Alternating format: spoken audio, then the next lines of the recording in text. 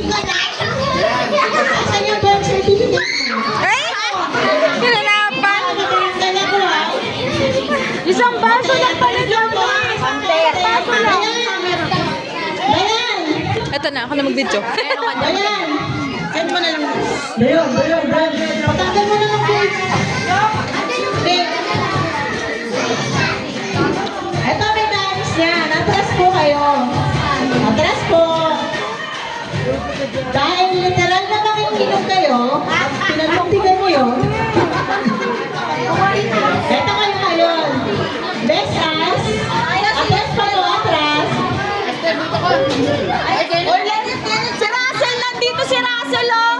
Atras pa to. Hanggang doon sa may ano, hanggang doon sa may green carpet.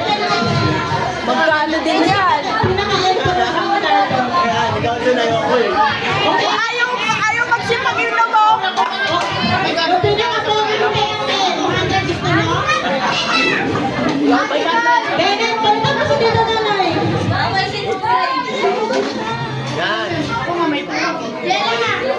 Ba't ganun? Pag nag-get together lang mga tropa, gayaan na, pero pag may preso, tumatanggal na. Wala mo. Pusin mo lang nakaka-ormos na Red Horse.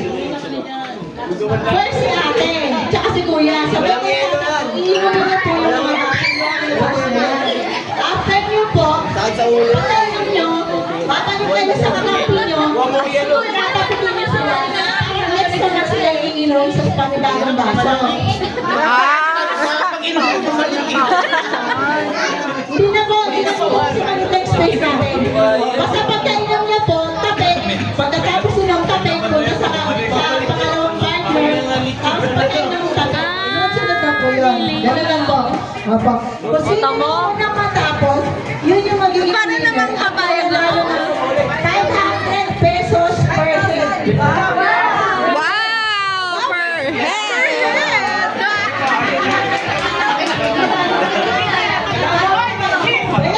Dahil tama ba sinabi ko?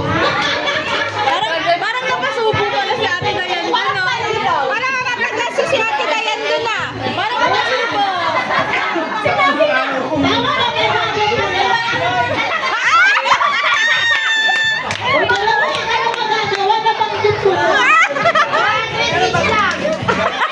O dahil nakunat yung lola, ito lang daw po. Wala na yung magagawa kasi nakapila na po kayo. Okay, alam niyo na po, gagawin na po na. Siguro naman kasi, syempre, makasilo na tayo dito. Okay. Hindi nga kasi kaya. Kailangan kong umatras or ano. Girl. Okay. Total, hindi ka na nag-iinom. O, video mo. Kaya pinagawa ko sa stool. O, tara, ba't labas pa tayo? Ay, doon tayo sa gitna. Doon tayo sa stool. Doon tayo sa gitna. Ganun pa.